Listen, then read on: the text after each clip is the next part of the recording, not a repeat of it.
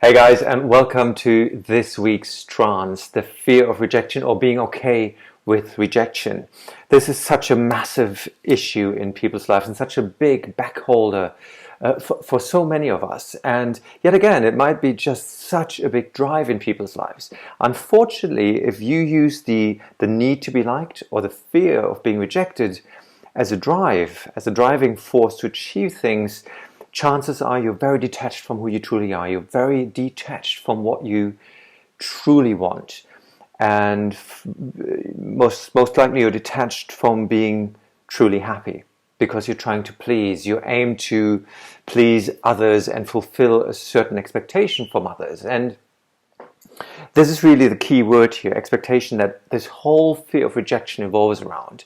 But let me go back a little bit. When I started coaching, I used kinesiology a lot in order to test people where their subconscious alignment was with their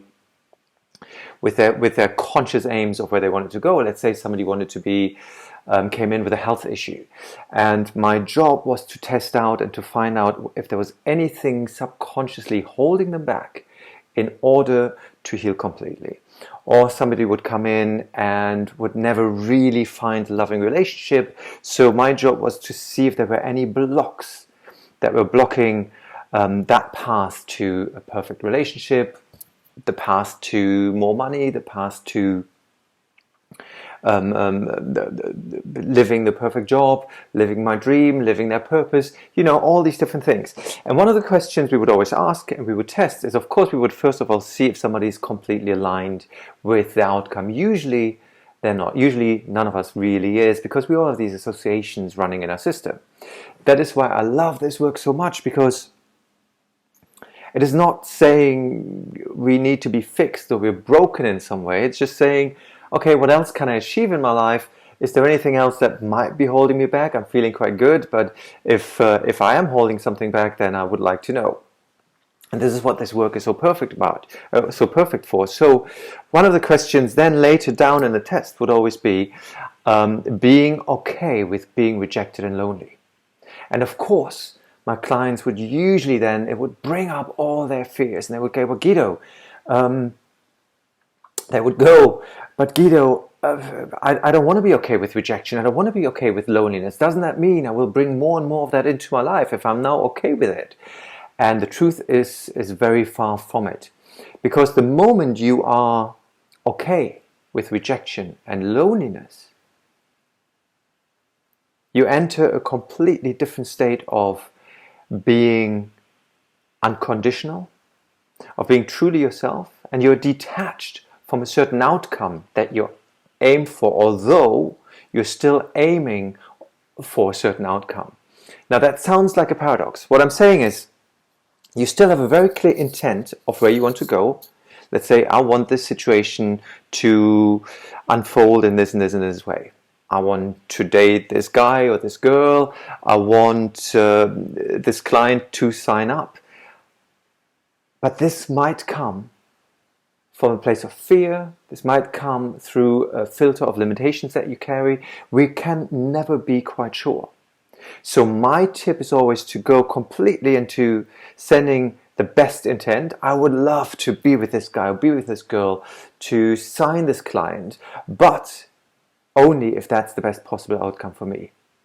So sending the intention, saying of what I want out there, and then letting it go completely and being at peace whatever happens, is putting me in a very strong position of confidence, of not being needy or clingy, of needing something out of the situation, but just going, whatever will happen, will happen. And I know what I want and I know what I would like, but let's see what really will unfold.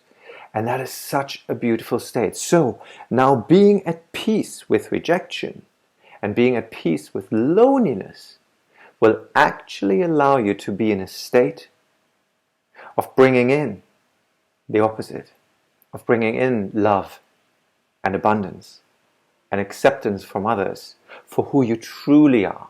Because you're not aiming to please someone. You're not putting on a veneer, a show, a different version of yourself just because you think you need to be that in order to achieve a certain goal. You can now actually access your true talents. You can now access who you truly are, your gifts, and bring them to the table. Let's say you're in a job interview, or you are interviewing a new team partner. You're bringing in a new employee. Let's say you're on a date. These are all situations where we want to have a certain outcome, and where very often we might go into a space of anxiety and nervousness on, oh God, I hope I'm being good enough. And so we try to alter our behavior. We start altering our language in order to be liked, in order to please. Now what that does is it takes us away from what we really want to bring into the conversation, from having a real conversation core to core, heart to heart, from being truly able to tune into the person opposite us, and most importantly for them to tune into us. Because we are not in a state of being completely ourselves. We're giving up a watered down version, as I always call it, and of course the response can only be watered down. Is this a scary place? Yes, it is. I couldn't do this job if I would go back constantly into that fear of rejection and not being liked, because I'm going out with some really out there ideas and sometimes some wacko statements. And in the beginning, doing that and letting go of my fear of rejection and not aiming to please, but saying what I believe is right,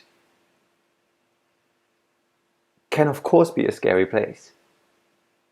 But the rewards are incredible. Because suddenly the people who really need your work, the people who really see you, the people who really want you in their lives, the people who want to work with you, the people who want to be your friends, can suddenly see you. You can suddenly be completely who you are. Exchange your beliefs, and therefore allow others to do the same. And so, of course, two units can see if they resonate with each other and they can find each other, rather than two different watered down versions trying to fit the puzzle pieces. Letting go of that fear of rejection and allowing yourself to be completely who you are is one of the most rewarding things you can do. And so join me in this next trance. Again, use it as much as you can. I always say use it 21 days at least to 28 days every night you fall asleep. And see how it subtly, slowly changes your filters. How you suddenly feel more confidence, more free in all of your conversations, in your job interviews, recruiting new clients, or whatever you're doing. So the suggestions I'm using, or we will be using in this trance, are: I allow myself to be completely me, knowing that this way the best situations and best people suitable for my true self are being drawn into my life, which I now welcome with open arms. I dare to dream big and yet let go completely of any attachment to the outcome of any situation, trusting that the best will always unfold for me.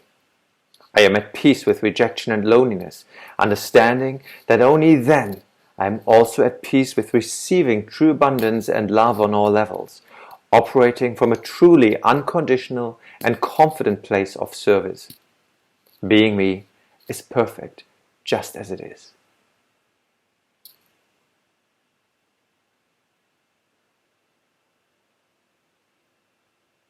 I allow myself to be completely me, knowing that this way the best situations and best people suitable for my true self are being drawn into my life, which I now welcome with open arms.